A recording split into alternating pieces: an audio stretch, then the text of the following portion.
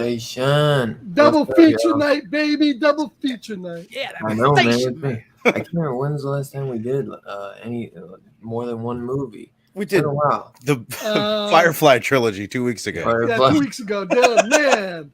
Where you been? But other than that, it's probably been a while. It's been like a year since we did our last full moon double feature. You know what I'm saying? And speaking of full moon, pop, pop, boom. You know what I'm saying? We had to renew our subscription and everything. Sheesh. I didn't renew. I'll be honest with you guys. Oh, you didn't? I didn't renew. I did not renew. They're on Puppet Masters on Shudder and shit. And plus, I know you own Sorority. When they took all the softcore porn off onto its own streaming service, I was like, I'm done. I'm out. I'm dropping. I'm out of here. They took it off? Yeah, a while ago. Damn, I was gonna do that tonight. I was gonna watch some of that shit. They got a whole separate streaming service for it. I don't remember that. Yeah. So tonight we're here to review 2 full moon movies, obviously, aka hence the double feature. 1989's Puppet Master, one of the freaking biggest full moon movies and series that they got, and 1988 Sorority Babes and the Slime Bowl-O-Rama, which meant I was actually surprised this was 88. Yeah, before Puppet Master. Yeah. Right after Creepazoids. Same director as Creepazoids, which we covered on our last full moon double feature. Would you say Linnea Quigley? Is Puppet Masters, is that the biggest full moon? That's what franchise, full moon, bro. Really? That's what branded full moon was. Smartest decision Charles Band ever made. Let's just release it straight to VHS. See what happens. And then this dude that makes like a movie a week.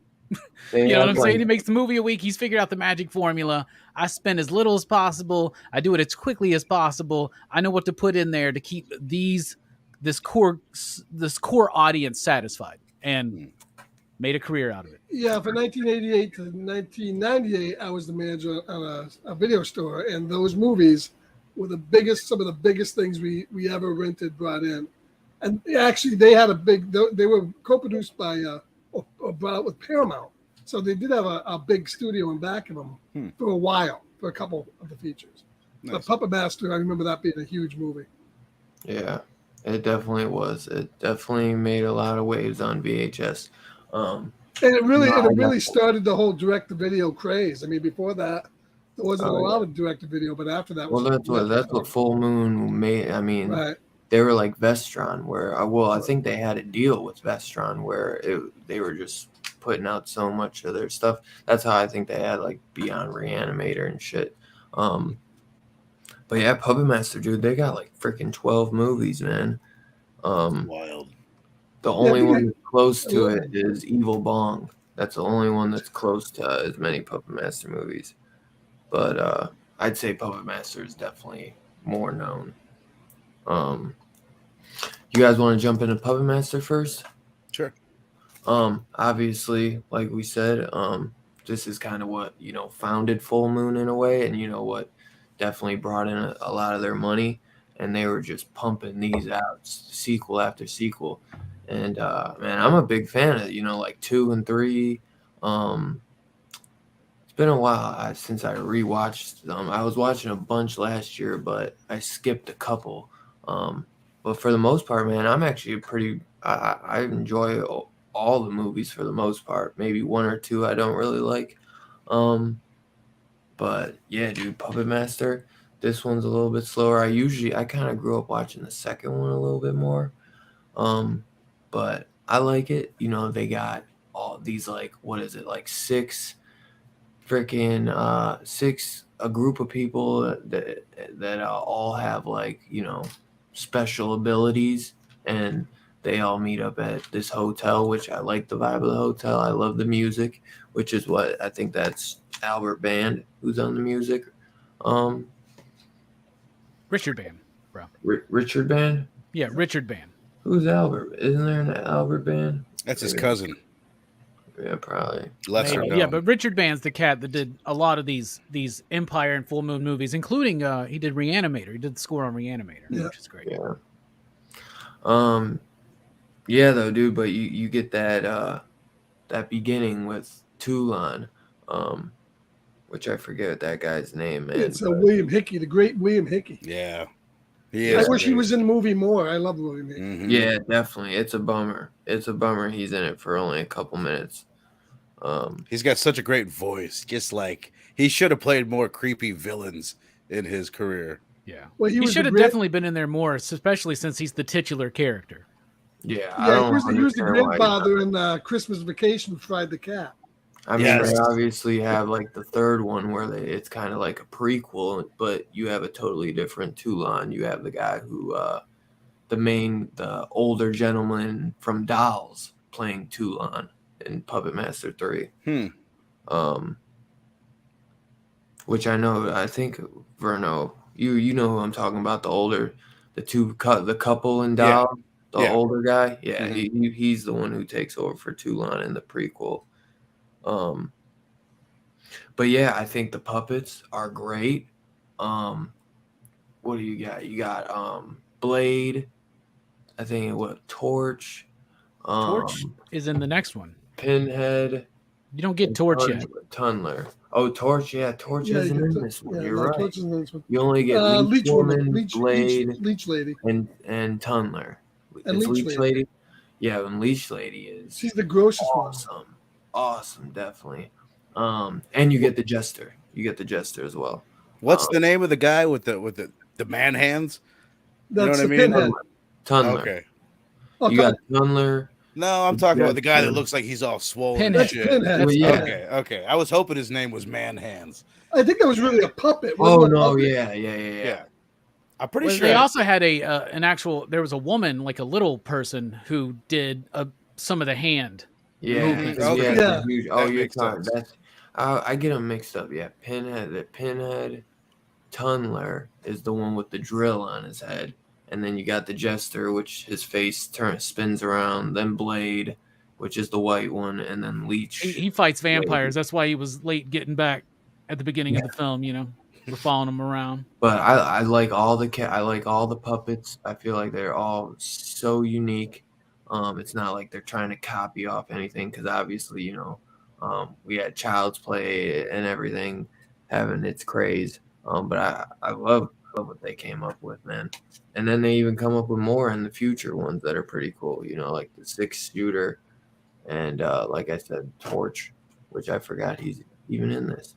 Not in this.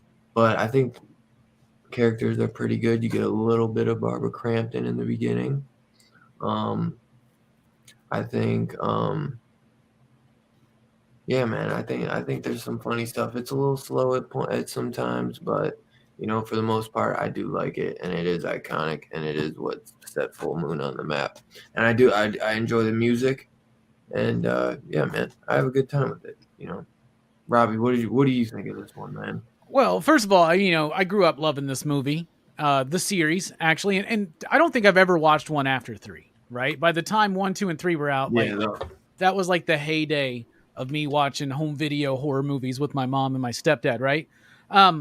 So I have an affinity, an affection, a nostalgic tinge in my heart towards this movie. I remember being a kid and the leech scene freaking me the fuck out, man. Like leech scenes, for some reason, leeches, they still get to me. That scene in Stand By Me, the scene here, like there's something about it. And the like the sound, like it gets me, man.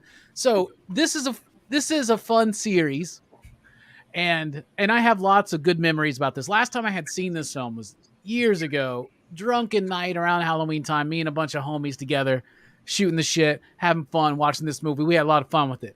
Watching it as 41-year-old man, sober at the time of the viewing by myself. This movie, you mentioned it gets a little slow at times. No, it gets a little quick paced at times. This is a slow, boring movie for the fucking most part. The acting is terrible.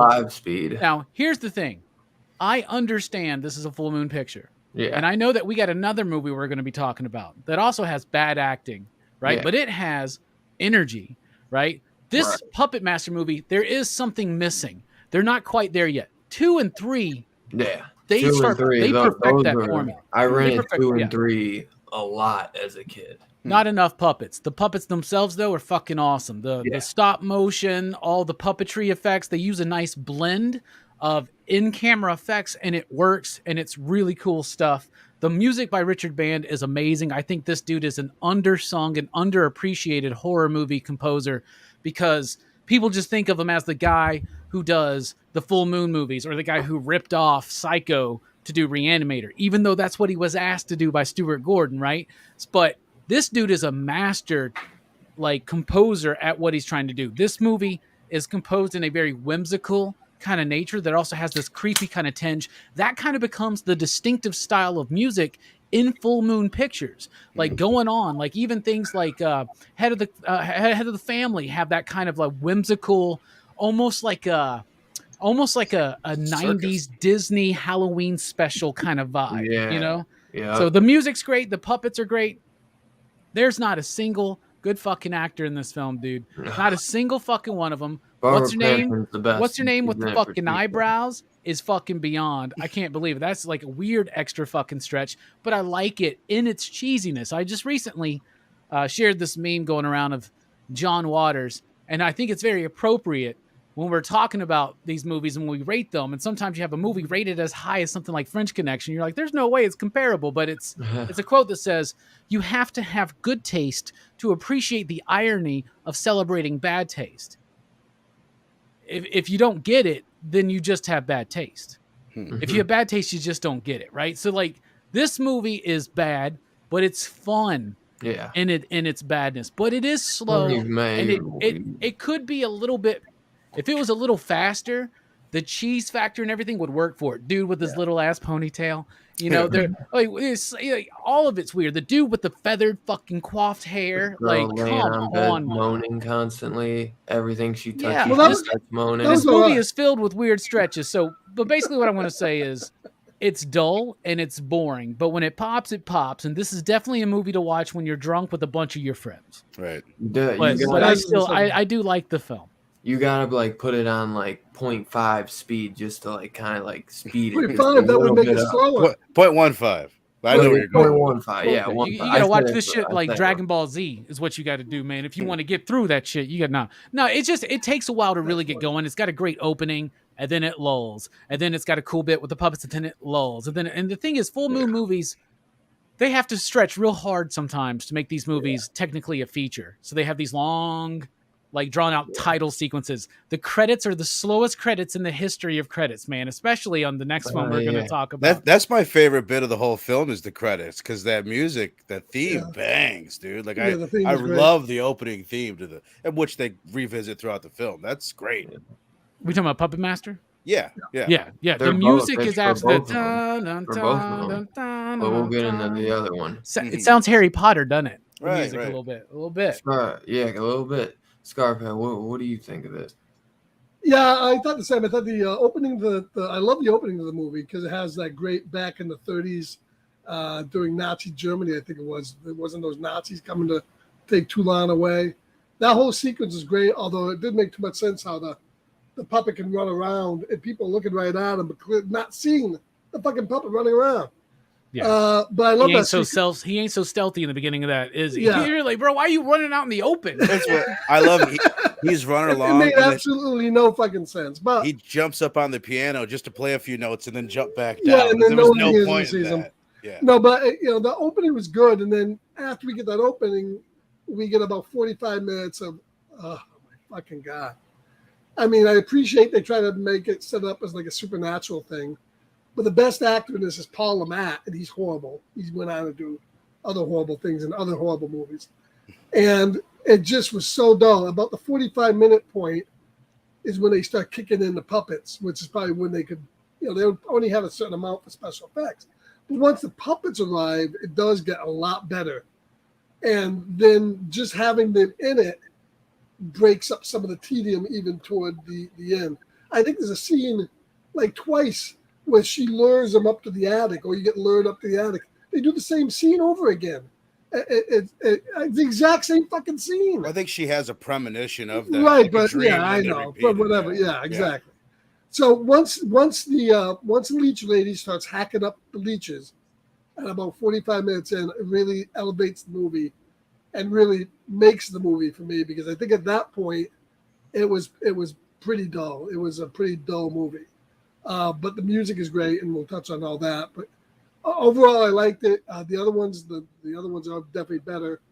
But overall, it's a good movie with a very slow, and not even something you can say is purposely slow. It's just slow. Right. Yeah. For sure.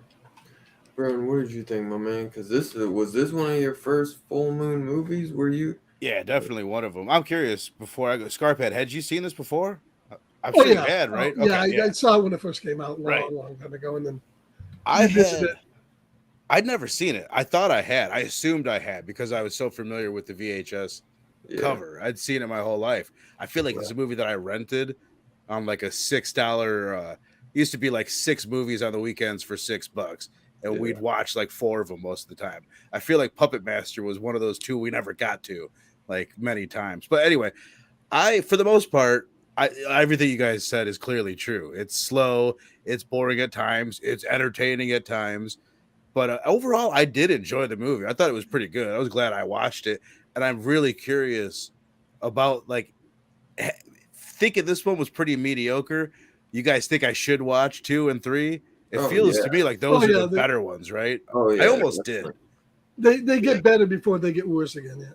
The puppets are good, but they're the way that they move is good for the time. I don't know if the designs blow me away, but that's something that might grow with time. Yeah. You know what I mean? If I'd grown up with them and stop motion, right? But the kills are pretty mediocre as well.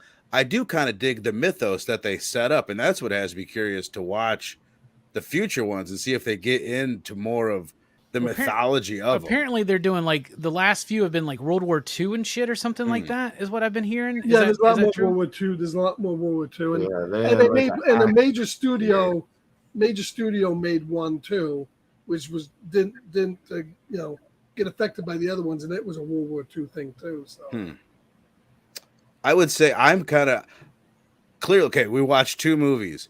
One of themselves did not take it fucking seriously at all, and it works for that. This one took itself pretty fucking seriously, and I would be curious to see what it would feel like if this had more of the vibe of Sorority Babes, where like they were being more silly with it. I think it has the potential to be a shitload more fun. But overall, I thought it was pretty cool for sure. I'm glad I watched it.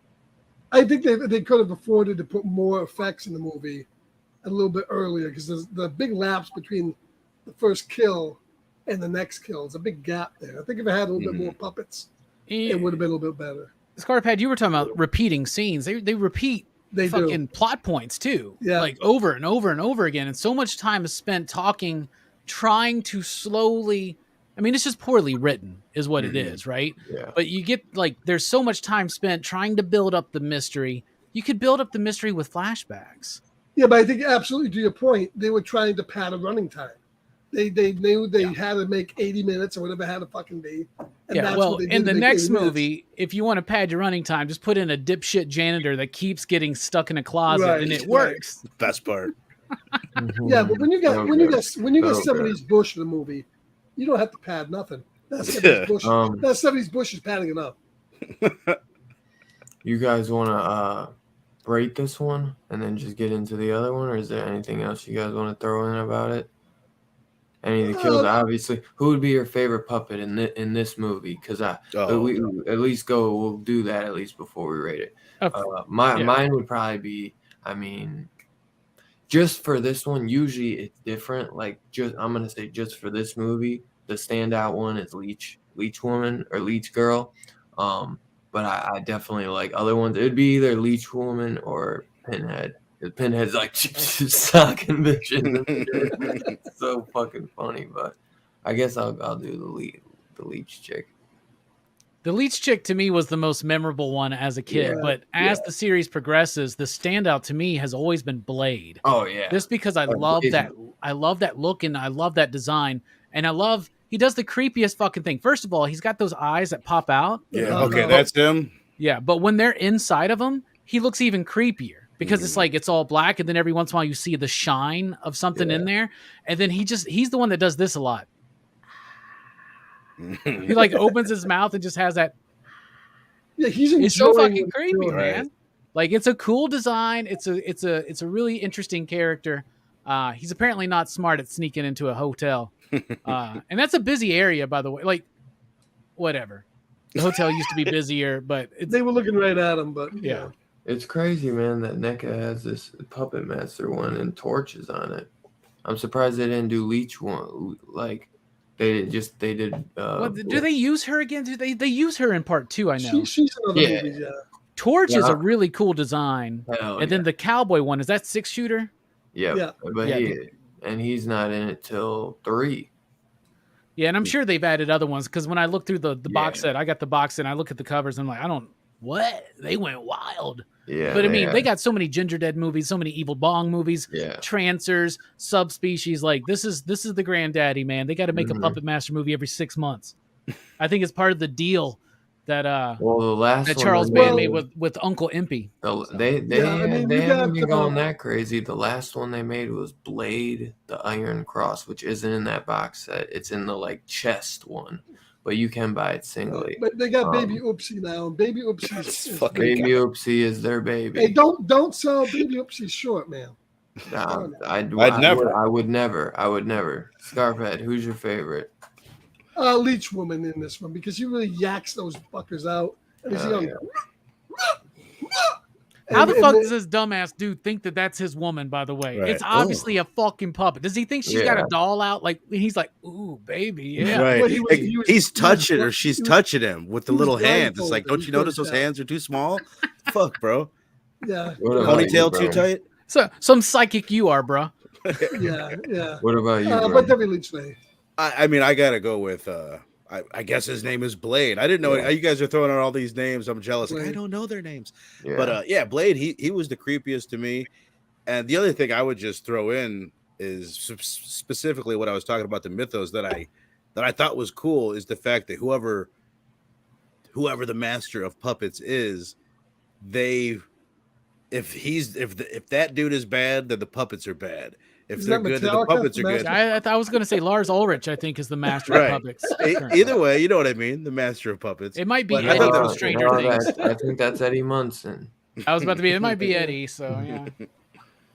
But no, I would go with Blade for sure. He had a great look. I think he looked the coolest out of all of them. Yeah, it's got a great look. I mean, the movie is just, it Vern said something really great. I mean, we're gonna be talking about Sorority Babes, but like that movie knows what it is.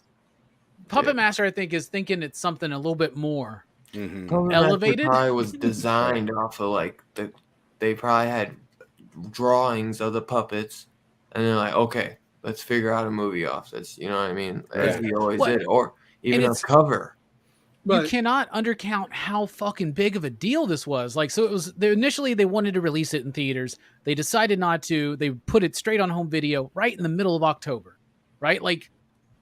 How many times have we talked about these horror films that don't release at the video store in October? And once again, this was put out by Paramount and Full Moon. Paramount for the first couple had a big stake in these movies. Wow. And then Paramount, I don't know if they owned Full Moon. They had some kind of a deal with them. Slowly went away. It was a distribution deal they had for sure. Yeah, this movie made Paramount a lot of money. 2 is so good. I love 2.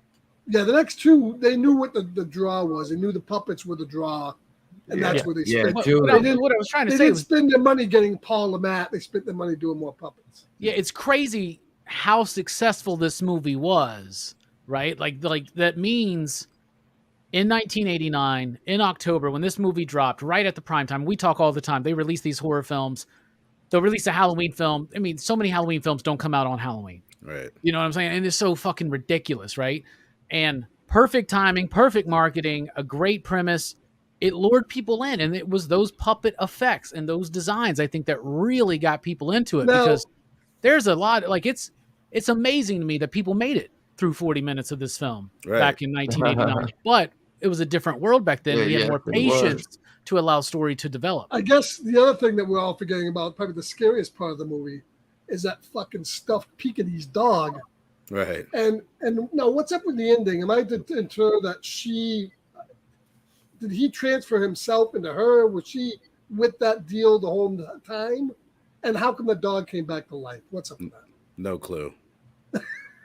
Well, I mean, the puppet master dude, the dude that killed himself in the present day timeline, he came back to life. So I would assume whatever he did was done to that dog. That's my only, I don't know. But I feel like the idea is that the wife, who was acting kind of dumb about everything, right? She didn't know any of this stuff, right? That was all a fucking ploy, right? And she is actually understands everything going on and may have even set all this up to take all of this whole cabal out. So now she is the master of puppets. Exactly. She's the master of puppets.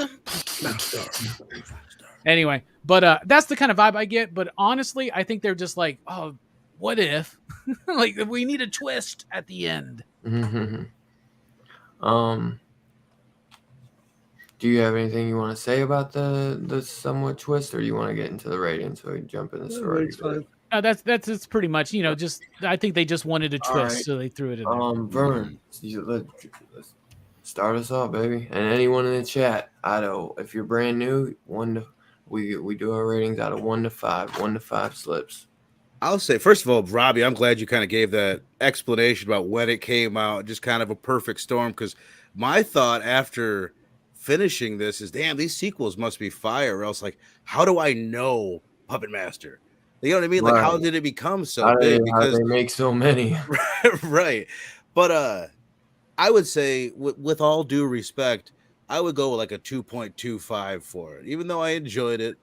Like, a lot of times when I, like, especially like when people are like, oh man, I fucking loved that movie, and I watch it and I didn't love it, I'm always not like thinking like, man, why the fuck do these stupid people like this movie? I'm always jealous that I can't like the movie as much or enjoy it as much as other people are. And this was that was my experience. Like, damn, I wish I got this on a level that the people that love it get it. You know what I mean? I definitely love it because it's it's the beginning of what's to come. And once you watch more of it, you'll kind of see. And then then kind of me knowing the history of Full Moon and everything, and then Empire before that, and just what Charlie Band has like done over the last 40 years, probably, it's just, you gotta respect it, man. He makes money selling sleaze, bruh. Who doesn't want that dream? Dude, he has a freaking mansion out like somewhere in Cleveland, man. Like, and he's I filming. bet he leases that shit out to Bang Bros too. He's filming You know what I'm saying? No, man, he's filming Baby Oopsie season 3 there probably right now. Yeah, man, just for what he's done, man. You know, Scarpad though, what's your rating? 2.25 from Brian. I'm gonna go 2.5. 2.5 for what's to come, and just for what's here, because I think once a movie hits the 40-minute mark, it picks up quite a bit. I love all the puppet stuff that got on film, and overall I enjoyed the music was great. I think it was shot pretty well. The acting was horrible, but I think it was a good beginning. I would say 2.5 is about what I would rate it. Yeah. What about you, Robbie? I love the music. Music's top notch, man. That sets it up for me. The movie's dull. It's boring. I think it's a poorly written script, right? Poorly developed characters, bad acting, but bad acting with the fun script or a tighter script or a more developed script, it can work, right? You can make it work if you know what kind of movie you're making. This one doesn't quite know yet what kind of movie that's making. There is more to come in Puppet Master 2 and 3 for sure. I haven't seen beyond that. So the music, the puppets, and the concept carry this movie. It's a good start. It's a shaky start to what will become a cult favorite franchise. So I'm going to go 2.5. I agree with Scarpad down there. 2.5 slips out of 5, which is 5 out of 10, which I think is quite generous for this film. Right. So. It's like a 5.5 on IMDb, I think. Nice. Yeah, I'm going 2.5 as well because I'm like I said, once we do the sequels, which we will do, I eventually I'd say we should do maybe like 2 and 3 as a double feature in the future. But cool. 2.5, I absolutely love the music. I love what, this is the start of great things to come for this series. Great puppet, great puppets in this, so unique. Not so great characters, kind of goofy, but there's some very cool set designs. That's very beautiful in this. The big hotel, gorgeous. 2.5. We got a 3.0 from Two Gun, and I'd say that's let's see, did anyone else? The other thing about the era, we're talking about. Go ahead. I was going to say the other thing about the era is that we're talking about 1989 when horror movies have had this repeated process of getting cleaner year to year. Like we're in this Nancy Reagan Just Say No. We're in this Tipper Gore putting parental advisory stickers. We're in this kind of era where people are thinking that we need to clean up pop culture, and as the mainstream horror movies are veering more into what today would be PG-13 territory, Full Moon was there to like take it into another direction. And I think a lot of people like them because that's the hardcore kind of cool, sleazy, fun kind of horror stuff that you got throughout the 90s. Was a lot of it was Full Moon. Yeah. Yeah, I was on the fence for a 2.5, 2.75, but I have a lot more nostalgia for 2 and 3 growing up than this one. I did watch it. It just, this one was a little bit slower as a kid, and it just didn't keep my attention as much. I liked it, but I just, it not as rewatchable, It'd be more like every once in a while do it. Well, also, did this movie come out about the same time as Hellraiser 1? Hellraiser 1 was 87. So this was like 2 years after. We got an average score for Puppet Master, 2.75, 2.5, 3.0. Got an average score of, I'd say, 2.5 or 2.69. We'll just say it. Nice. Say it. I don't know how it always gets there, but it's fantastic. Yeah, man. I don't know either. It just works. So 1988. That's a good bit, Dylan. I like that.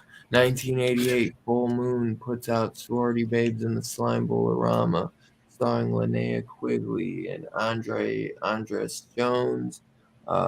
We'd have to pick the only movie she's not naked in. David Picado and produced by Charles Band. Is this the only movie she keeps her clothes on for? Linnea may not be nude in this film, but Brinky and Michelle are. So come on. I'm surprised Richard Band didn't do the music. It's Guy Moon, but the synth music in this is fan-freaking-tastic. Well, And it's very 80s. music Very in 80s. the very. The intro in this is great. I'll just say, I had a weird thing with this, man, where recently I kept trying to watch it the last couple months, and I just like kept not being able to get through it. And well, it's probably hard to watch it with the plastic still on the box. Well, I have full. Well, that's what happens when you have the full moon subscription, buddy. You don't have to. I can open it whenever I feel like it. Crack it, baby. Let it breathe. Mine, on the other hand, is still in the Blu-ray player. Oh, nice. Yeah, man, I think it's awesome intro. You get a good amount of nudity. More nudity than you get in Puppet Master, but you do get some in that, so that's great. I think you get better tits though in Puppet Master than you do in this. That's for sure. Well, I would not probably. They're not real tits in Puppet Master. I think these are better real tits. Oh wait, no. We're gonna start talking about Bush no. I'm tits saying in movies, and I would say this is a better Bush and tit movie than Puppet Master. Definitely. I think Michelle Bayer is phenomenal in the film. So I took issue with some of the tits. Me and my fiance were literally sitting there critiquing one of the tit jobs, and as two people that worked at a strip club for a long time, we know quite a bit about boob jobs. So we had a lot to say about them. We can get into it if you want. I mean, they're too far apart. But anyway, okay. It was weird. So I guess Dylan liked the movie. It's always weird, when you get into these films. Obviously, that's what this is. This is Slimeball. You know what I'm saying? Slimeball Bowl-O-Rama. It's meant to be cheesy. I'll just throw it to me then, since Dylan dipped out. I fucking love this movie, man. I watched this movie a lot growing up. It used to be on USA Up All Night a lot. Yep, exactly. I used to love this fucking film. It was a staple. I'm a huge Linnea Quigley fan. Finally got to meet her last year. She's super cool. I love this film. I think it's great. It is dumb. It is stupid. It is moronic, gigantic splendor, basically, right? Like this is a movie, unlike Puppet Master, that knows what kind of movie it is, right? So this is directed by David De Cateau or something like that. He had done Creepazoids, which we talked about with Linnea. Also, right after this film, they still had like some of the people. Now, this is the first film that brings together Linnea, Brinky, and Michelle. And those three are like a big deal as far as like late 80s scream queens, right? And those three are absolutely amazing together. Right after this film, same director, pretty much same sets and everything they used to do Nightmare Sisters. That's one we definitely have to cover here. That's a good one. I love Nightmare Sisters. So they did that right after. Anyway, I love this movie. It's ridiculous. Oh, they did that right after? Yeah. Sorority babes that are getting inducted into the sorority. They're getting paddled. They're going through this initiation. You got these three nerdy dudes who are like spying on them, scoping them out, getting paddled, looking at their little asses, getting paddled and all that shit, right? And then they fucking sneak into the fucking house and they're watching them like shave all, like clean all this whipped cream off. I mean, it's exactly what you think it should be at first. Then they get caught. They all get sent to do this final task to break into this bowling alley attached to a mall and steal a bowling trophy. Well, when they steal the bowling trophy, they drop it, open it up. Somebody has trapped an imp inside of it, right? They give them wishes. It all goes crazy. It all goes bad. This is a movie that knows what it is. It's ridiculous. It's cheesy. It's sleazy. And it's fun. Linnea Quigley plays Spider. My favorite character in the whole goddamn movie outside of Uncle Impy, because even though it's just a puppet, he is so damn funny. Oh, boo-hoo-hoo. Who are you talking about? They're having so much fun with this dumbass movie, man. And you can tell that the actors are having fun with it. Mm-hmm. They're playing caricatures. The music is fun and it's hip and electronic for its time. It's really good. The do. Linnea Quigley, yeah, she doesn't take the top off in this one, but there's plenty of nudity in this one. And then if you like, watch Nightmare Sisters, because all three of them in a tub together, trust me, it's awesome. Yeah. But I love this movie. It's ridiculous. It's stupid. It's cheesy, but it's got great music. It's got great atmosphere. It's got a really cool monster villain with Uncle Impy, and it's got Linnea Quigley. playing Spider, right? And just so cool. And I love her delivery. One of my favorite things about Linnea is her delivery, especially if she's like, so what, are those glasses for fucking real? And all that shit. And she's like, hey, moron, I'm fucking robbing the place. You know what I'm saying? Right. It's just so ridiculous. I love this film. I eat it up. I'm so glad that we did another full moon double feature. Dylan left it up to the chat to decide which one we were going to do. Y'all picked Puppet Master. I was like, nah. We're doing Sorority Babes, man. I love this fucking movie.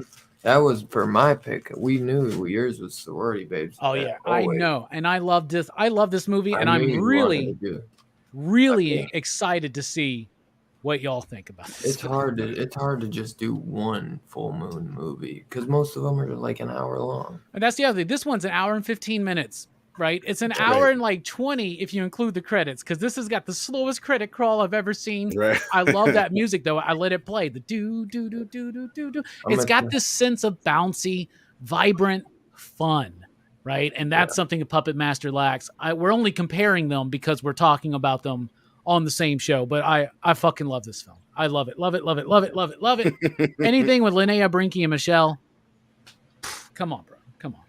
Man, I fucking love the music. I love the imp. The imp is, besides, I'd say the imp and the freaking janitor or whatever guy. Those two are like my favorites. And I know Linnea Quigley, that's like the trio. Those three. Those are my three favorite things about this movie.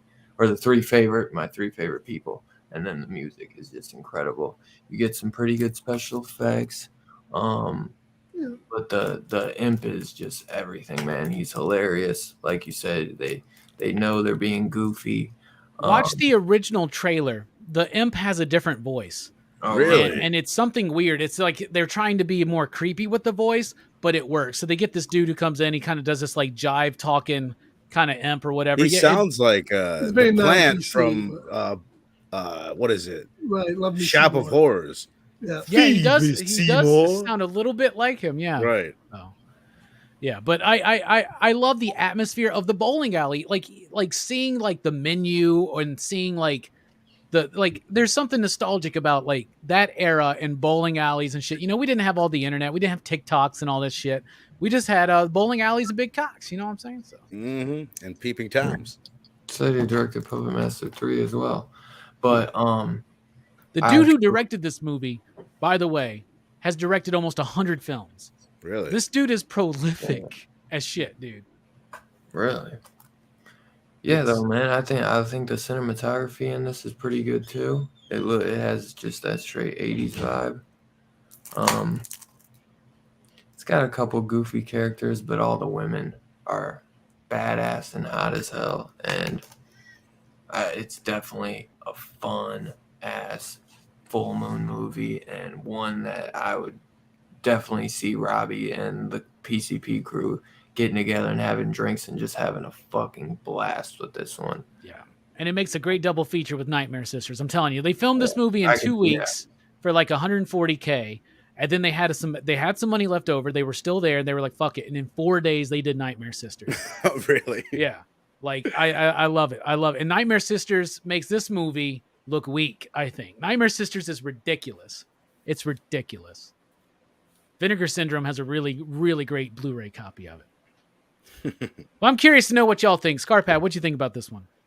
Well, this movie was definitely a product of its time, 1980. This is definitely an 80s movie. You know, back in the 80s, you could do stuff like this, Night of the Comet, and then you'd have these movies, and Troma would put out kind of Troma versions of these horror comedies. But this was definitely a movie that you didn't take seriously. You picked up. That's why my tribute tonight is to this movie by drinking the beer Miller High Life. Yes, Miller High Life. This beer was meant for this movie because this is a type of movie you pick up a 6-pack of Miller High Life with your buddies. Is he sponsored? What's going on? A little spreef, and you go the back. Champagne of beers. You throw this in the champagne or beers. You put this in the old VCR and let it roll, and you get high, you get stoned, you get drunk, and you watch this. You don't really much care what's going on the screen, although good things are. I mean, you got great special effects, good music, lots of 80s Bush, And don't underestimate the allure of 80s bush, because Mhm. you don't see it anymore. You know, you don't find the woods for the field anymore. And let me tell you, there's a scene. They also did a great scene in this movie. If anybody knows about 70s soft and hardcore movies, the whole scene in the locker room was a Debbie Does Dallas ripoff scene that Really? was in Debbie Does Dallas, where she had the guy pinned down the floor. Hmm. That was a big notable scene back then. I love That how went they out- wove that scene in for like 45 minutes. They kept coming back to it That scene went on for a long time. forever. And you know, so yeah, I mean, this is for a bunch of buds to get around and watch, enjoy. And as he said, it was a staple, as a lot of full moon movies were, on Up All Night. Don't ask me how they showed this thing on regular television, because they would have had to butcher the living snot out of it. Right. But back then, of course, they did do a lot of filming double scene. Like they filmed a lot of extra scenes and redone scenes to kind of get it to be on even, you know, cable at night. So yeah, I mean, it's a great, it's 80s staple without a fact. You know, I like it. I've seen it tons of times, even when I was sober, and you know, I loved it. Great movie, really, really good stuff. I would like to see a little bit more Linnea in it, but hey, she, you know, and this movie really showed she was somebody that got shoehorned into the role she got put into, but she could have very easily been in movies with Arnold Schwarzenegger and the thespian Arnold. She could have been in higher grade movies, I think, and she would have held her own. She was a decent actress. Yeah, I adore Linnea. She was one of my early crushes, from Return of the Living Dead, Silent Night, Deadly Night. Like, I mean, come on, watching this movie back in the day, I just love that. Like, she's got this thing like in Night of the Creeps, or yeah, Night of the Demons. My bad, Night of the Demons. When she's just like, "You boys got any sour balls?" Like, she's got this delivery that I absolutely love. And Angry Fist is right. And as she plays Trash in Return of the Living Dead, she's just great. You know, I love that bit where she's like, "You ever just fantasize about dying? Sometimes I do." And she's great. She's super cool and charming in person. She's adorable. Even Well, as she held this movie together because the rest of the cast were kind of the guys were your typical 80s. And this movie was a riff on Animal House, and it was your typical trio. It had the fat guy, had the nerd guy. I liked all the guys. I think I liked the guys more than the girls. Of the 80s stuff. They were okay. I like the guys too. I'll tell you what, though, that one nerd who Michelle Bayer's trying to get on, like, he is way too jacked to be a fucking nerd. Right. And I love this thing about these movies where nerds are always part of these fraternities, because you're like, no fucking way. You know, I've seen Revenge of the Nerds. It doesn't fucking work that way. But I love Linnea Quigley. I think anything that she's in is super solid. So Scarpad liked it, including the 80s Bush, Dylan. That's where we're at. I had a feeling you would. What do you think, Vern? I had a lot of fun with it. This one I actually just watched again while I was waiting to get on, and I laughed about the whole thing. This one, it is a comedy. It knows it's a comedy. The score knows it's a comedy. Like, I wouldn't go as far as saying like it's a great score and it's like great music, but it's fun. It's super fun 80s. It's just a bunch of different like fun bouncy 80s bass riffs. You know what I mean? Like, as they're creeping their way through sounds this like bowling skating alley. rink music, doesn't it? Right. Like, all of the characters kind of the opposite of Puppet Master. I would say there's no good actors or actresses in this movie, but I liked all of the characters and all their performances, even though none of them I think are good actors. So it didn't matter, because exactly what we're talking about. They weren't taking it seriously. They were all having, as Robbie said, they were having a shitload of fun. And that really came across. The imp, it totally I had no idea that there was going to be an imp in this movie. At first, you would never like the think. at the first moment, I'm like, oh my God, like this is getting fucking ridiculous. And then he won me over within like 30 seconds. I'm like, oh shit, the imp's the shit, you know? Right. So he was great. It was kind of even, I would say, like, there was some themes in here about, like, you know, getting if it seems too good to be true, it's probably not true, you know, with these wishes and shit. This was my first this is my introduction to Linnea Quigley. I went through the list And the movies that she's in that I've seen, I never knew it was her. Like it says, she's in Nightmare on Elm Street 4, Silent Night, Deadly Night. Yeah. I remember that movie when I was a kid, Oh, but I you didn't would know who never- she was. She's you would barely never- in Nightmare on Elm Street 4. Yeah. She's one of the faces see coming her- out of Freddy's chest in that bit. Oh, okay. It's like, okay. I think it's her tits that you see. The tits. Yeah, you see her face and her tits, but it's like cast because she was dating I know at the those time tits. the dude who was doing the music.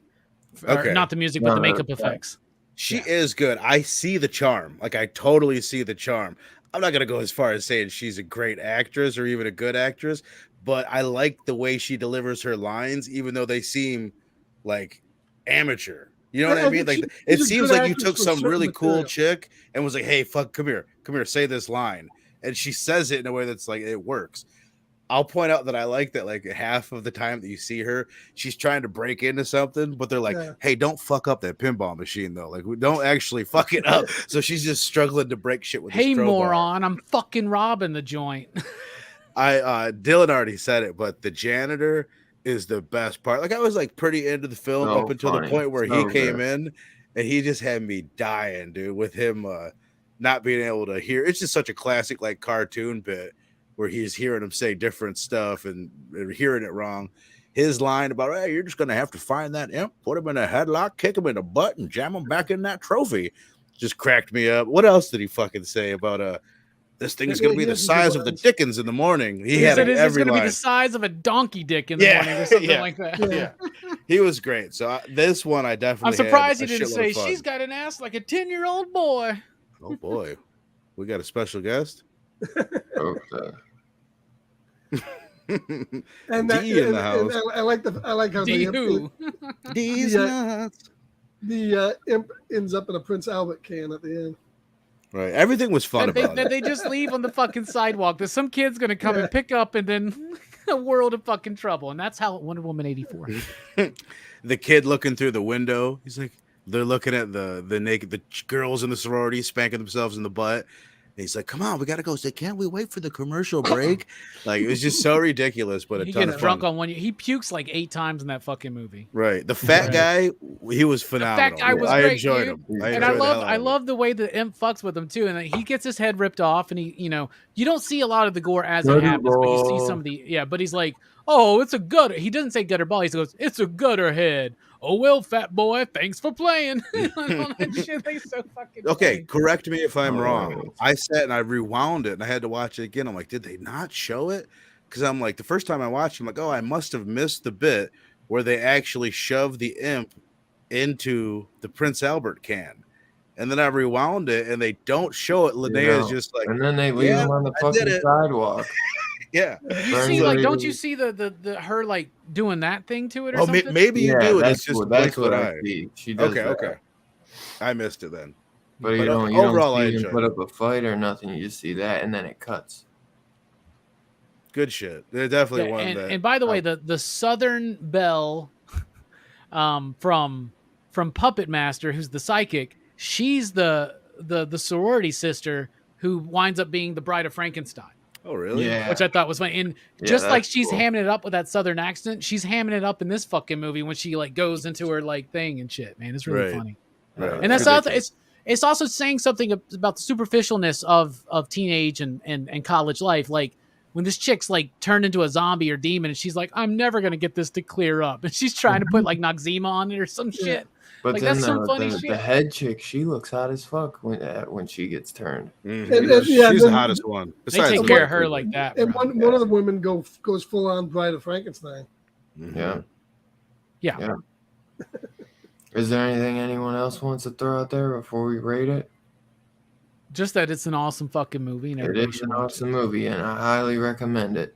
Out of the two, well, let's see. Let's rate it first, and then we'll obviously figure out which one we like better. Right. I'll start first, I guess, since Vern did it last time. This one I'm gonna give a 2 point. Wait, hold on. This one, yeah, I'm gonna give this one. I'm gonna give this one a 3. I'm gonna give this one a 3. I was gonna say 2.75, but I'm gonna give this one a 3 because because it knows what it's trying to be.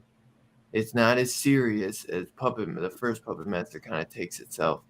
It knows it's goofy as hell. The music is fucking perfect. The characters are all dopey and cool. You get perfect amount of 80s bush and great tits. The tits are definitely better. I mixed up the scene in this from Puppet Master. The tits are way better in this. Um, Is that why you were gone? You had to go back and look. He was checking out the TV screen. The Imp is just classic. Great puppetry with that. And it's just out of nowhere that you think it's just a cool kind of like genie out of the bottle, evil Is story, it's great. Is the fatter dude? Is that not the dude from Night of the Night Demons? of the Demons. That's what I thought. So. I'm not 100% sure, but that's what I thought. Seems like it is. Yeah, no, it is. I looked at his filmography. And anyone in the chat, throw your rating down below.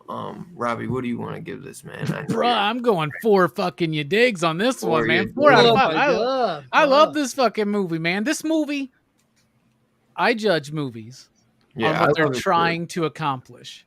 And this movie accomplished, I think, near 100% what it was trying to do.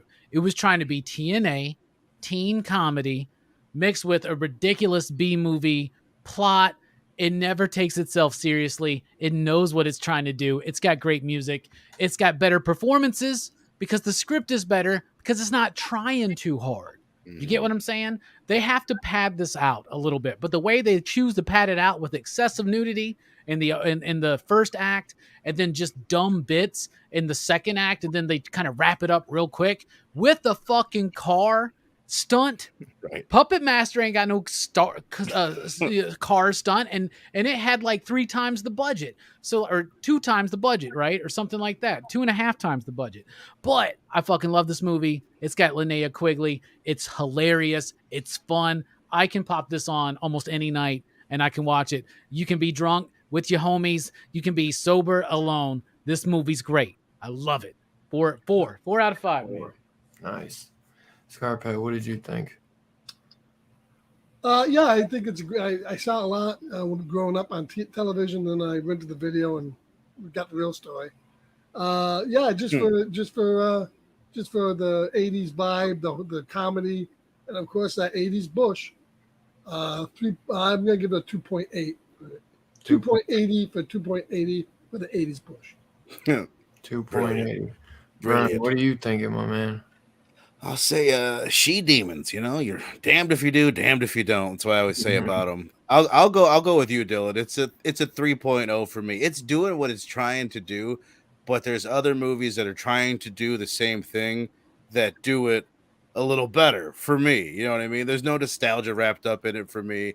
I think there's other movies that are trying to do this that do it with better acting, with probably a better story. But I did enjoy the fuck out of it. And it's one I would watch this again. I don't think I would find much reason to put Puppet Master on again. And again, we're just comparing them because we're talking about them both. Yeah. I will definitely watch this one again, especially if I'm, like you guys are saying, hanging with the homies, drinking some brouhaha. Yeah. It's good, clean fun for sure. I agree. Just in defense of this movie, I though, was real gonna quick. like Puppet Master better too. I think this movie is hard to rate because you can't, like, I would say, okay, rate this against, say, Night of the Comet, but you really can't, because Night of the Comet wasn't trying to have the nudity and stuff in it. This is in itself, it knew it. It's a very hard movie to classify. I think for what it wanted to do. Oh, fuck it. I'm going to go with 3.0. I'm bumping mine. Station. This is a very 80s. Like, when I think about 80s B movies, this is what I would think about before I would think about something slower like Puppet Master. Like, this kind of, like, real clearly like a fun-ass film. Yeah. So 4 from Robbie, 3 from me, 3 from Scarpat, 3 from Vern, 3.269, and a 4 from Gary. That's an average score of 3.69. Very appropriate for this one. Appropriate. So that concludes the Full Moon Double feature review for tonight. Next week we will be reviewing the Mortuary Collection, I believe. Yeah, that's the one on the list. That's the Mortuary Collection. Never seen it. On Shudder. It was a Shudder exclusive. It's an anthology starring Clancy Brown, I think his name. I love me some Clancy Brown. The guy from Pet Sematary 2. Yeah, I love Clancy, man. So that's gonna That's a good one, man, and it's a little bit newer, so I hope you guys enjoy it. But it's reviewed pretty well. So it's got 5 skulls on Shudder. I'm gonna show my show and tell. So yeah, Mortuary Collection. Do your homework. It's on Shudder. Vernon will probably check. So this is what my show and tell this week. I got Night Gallery season 2. Nice. With the slip. There you got a lot, like 20 episodes in this, so a lot bigger than the first. And then Sorority Babes, Puppet Master, and oh boy. and then I got the Puppet Master NECA from the homie Zach with Blade and Torch. Hell yeah. I fucking love this, man. I gotta get the other 2-pack, man, because those are awesome, man. I hope they do Leech Woman in them. Yeah, I hope they do more of those. Yeah, me too. That's why I want to get the other, because I'm hoping they definitely do more, because they did good. Vern, you didn't have anything, right? No, I got Scarpad. Go ahead, Scarpad. Yeah, I'll go as fast as I can. I got a shitload of stuff because it was all sales stuff that came in this week. So we'll start off with stuff I got from Vinegar Syndrome. This is a movie called Thriller, A Cruel Picture. And this movie was the inspiration for the character in Kill Bill. This was a Swedish film. And this comes with both the unrated original, which this was pretty much a hardcore porno movie, and the English cut that doesn't have the hardcore pornography in it. So I'm looking forward to seeing that. Let me tell you something real quick. Vinegar Syndrome, man, they do slip covers right. This is look at the size of the slip cover. That's a thickie. And everything is embossed. Dude, that shit is going for big money right now too, I think, because it's sold out. Everything is embossed. And this is how you do a slip cover, not like a cheap ass slip cover. Yeah, Vinegar Syndrome does dude, Vinegar Syndrome is sick. And then I got the I think I do. Beastmaster. Nice. This is the 4K version of Beastmaster. Once again, same thing. Dude, you got it with the set too. Wait. Oh no, you got the slip. Dope. I got like the big ass box. They have a really good slip cover for that. Yeah. Covered a while back on PCP Movie Night. Go back and check it out. Once again, you can't always get the slip covers, but I got the Ice Cream Man. Nice. Dude, I don't know why that Thriller sold out like immediately. Well, because it's pornography. Probably because they made 500 copies of it, man. Mausoleum. Nice. I'm waiting for them to get Texas Chainsaw 2 on 4K, and I want to get The Incredible Melting. Witch Trap. I think Linnea's in this movie. I've never seen it. Yeah, Linnea's. I don't like that movie though. I don't like it. Like it? She's only in it for like 10 minutes, if that. Yeah, but it's 10 minutes of glory. Yeah, but that's the best part of the movie. In Hell Comes to Frogtown. That movie is awesome. That movie is so good. I wish they had slips, but they don't. I know. Is that a sequel to Sam Elliott's Frogs? No. This is a guilty pleasure from the 80s. Stone Cold, Brian Bosworth, and Lance Henriksen. Is that Arnold for the cover, though? It sure looks like it. It looks like the dude from Cyborg, man. Jesus. It's Brian's Bosworth. He's got Arnold lips. Pick this up in the Aero sale. This is the Sam Katzman Cold War Creatures box. Very cool. This has got Creature of the Brain, the Werewolf, Zombies of Mortara, and a giant claw. Groovy. And then I also picked up the Herschel Gordon Lewis Feast box. This is 14 Herschel Gordon Lewis gore movies on Blu-ray. Oh wow, that's an Arrow set. I never knew that. Including She Devils on Wheels, Wizard of Gore, Blood Feast, 2000 Maniacs, Scum of the Earth, and a bunch more. Nice. Blood Feast is the one that Blood Diner's based on, right? I think so. Yeah. Oh. And then I finally got in my Creep Show season 2. Nice. I gotta get season. I found this one at Walmart, so I picked it up. Dementia 13. Yeah. Oh, dope. Francis Ford Coppola's first like $10 movie. too. It's I love that movie. Love that movie. I didn't know Vestron did that. That's awesome. I got to get that. They did that one, and then that. And then Romero also came out this week. The Flatliners 4K box. Oh, nice. Is that the box or is that just? No, just the regular. Oh. Well, it's a slip cover. box. Slipcover. And then also from Arrow, I never saw this, but it looked interesting. Killer Nun I always see that one. in the 70s. Killer Nun. I have to watch that one. Nice. I should have bought the better version of this, but Dead Heat with. I'll probably just Williams get and that Joe copy, Piscopo. man. That Joe movie, I like that movie, Piscopo. but I don't need the 4K. Now D4K that's Xperia. 4K worthy. I got that exact copy right there. Shit's With shit. the flip too. 4K with the slip. I love that art. The cover art. Yours Man. come with the slip, Brian? Yeah, I got the same exact deal. Dude, I gotta get that, man. And it looks really good in 4K. Oh, I bet. I gotta get that before the slip sells. Oh, God, I and want that so fucking bad. Dude, The that's the 4K big box set. set. If you want that, Vern, you better get it before it sells out. What does it come with there, Scarpat? What's the other disc? A It comes with poster, a book, booklet. actually. Looks like It a has booklet. And a Yeah, it's poster. got A double-sided poster and a booklet. Really? poster. And then they comes with like picture cards and shit in the thing. Yeah, this wasn't that expensive either. It was like $35. Which is, It's in my cart right now, but I'm like, That's a fucking sick ass box, that all black. and I will admit, I've only seen pieces of this and Suspiria, so I've only it'll be a seen first it. time watch. I think I've only seen that movie one time, but it is really fucking good. some of the best cinematography I've ever seen in a. That's really funny because Dylan's like, the one movie I don't want to do on your show for Horror Fest is Deep Red. So. I know, because I just, man, This I is don't what know I- if I'm ready to watch it again. This is one Yeah. we should probably watch. Would really go with Dylan's show. Really good. God told me to.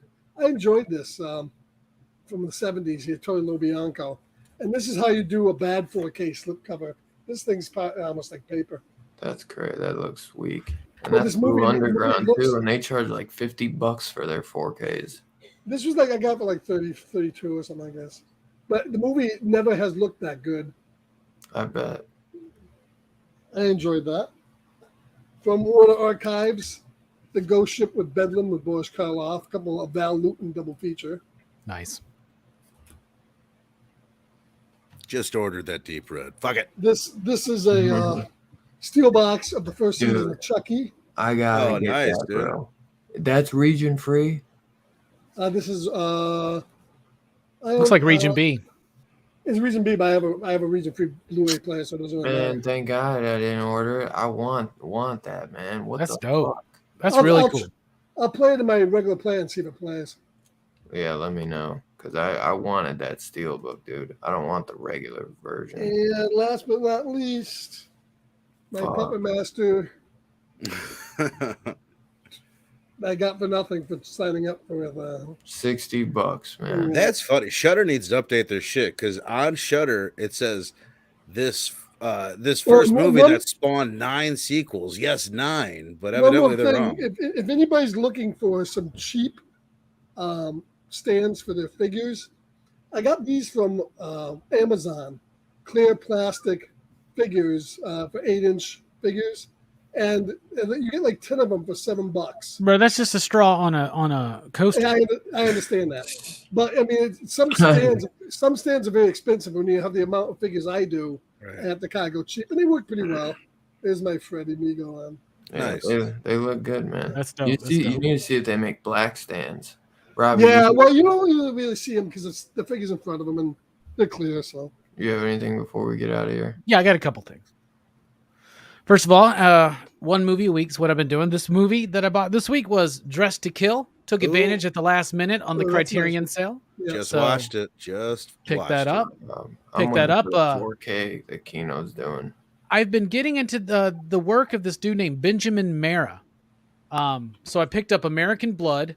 This is like it's just a big collection of a bunch of random stuff, but I'm really, really digging his stuff. It's violent, it's ridiculous, it's stupid, it's cheesy, and it's like got that 80s action vibe to it. I also picked this one up, which looks gorgeous, called Night Business. Look at that, y'all. Like black and white, underground comics, sex, violence, jive talking, just like what we were talking about tonight. He also did this book with Joe Casey called Jesus Freak. I haven't read this yet, but this seems to be the story of Jesus as told as a 70s exploitation film. Like, I'm not even kidding. This book looks freaking awesome. Jesus just like mowing people down and stuff, doing kung fu. Jesus doing kung fu. Come on, man. I'm all for that. And to wrap it all up and to bring it back to something horror, look, this is finally out. Ooh. Fuck you. The Sunday edition. And you guys are gonna break look at that. me. Oh, you can feel that. It's embossed. This 1 collects through 12. 1 through 12, which is the first 3 trade paperbacks, but it also sell out or something quick. No, you can still get it, but it also has tons of process shit at the end, including sketches and scripts. Nice. This, if you are like me and you think Ice Cream Man is one of the best books on shelves, this is the definitive way to get it. It is gorgeous. And look at the back there. And even one of the things extra here, so in the trades, you know, in each issue of Ice Cream Man has its own like design work, and they all have this own, like, here's the original design work for that. You see that? That's cool, right? Mm-hmm. Each issue has their own design work that's themed. The trades actually use it as part of like the trade dress and shit, but they don't here, but they do show you all the different designs. Oh, that's cool. That's awesome. So, and it shows you all kinds of process, like I said, cover process, script process, layouts, sketches. This is it, bruh. It's a little steep. It's $45. Well, that's nothing. That's you can get it on in stock trade for like 26. Yeah, it's really worth it. Oh, I'm there, baby. And any good comic shop will give you a good hefty discount on this. Check this book out. It's amazing. I'm pumped. Well, awesome. They could put out volume 2 tomorrow, and I'd buy it. Like right. I'm ready. That's one of the greatest comics of all time. Yeah. Oh yeah. I'd been waiting for that too, because I had been avoiding buying the trades, waiting for that very one. But now it's coming. I'm like, I'm trying not to spend money. That one's worth it though, because that's something 20 years from now, when I'm 60 years old, I'm still gonna want to read that. Right. Is the Mortuary Collection only on Shudder? Probably. All right. No, Well, it's I'm also- sure you it's could also rent. on I'm sure you physical could media. rent it on Amazon or something. It's on physical media too. The next week we'll be reviewing the next Saturday we'll be reviewing the Mortuary Collection. I'm sorry, y'all. I gotta dip out. My girl's fucking giving me shit nonstop. We'll see you guys next Saturday. I love y'all, man. You guys are the best as always. Pop, pop, Stay boom. safe. Have a great rest of your weekend. See you And next week for the Mortuary Collection. Do your homework, Have y'all. fun dipping there, Dylan.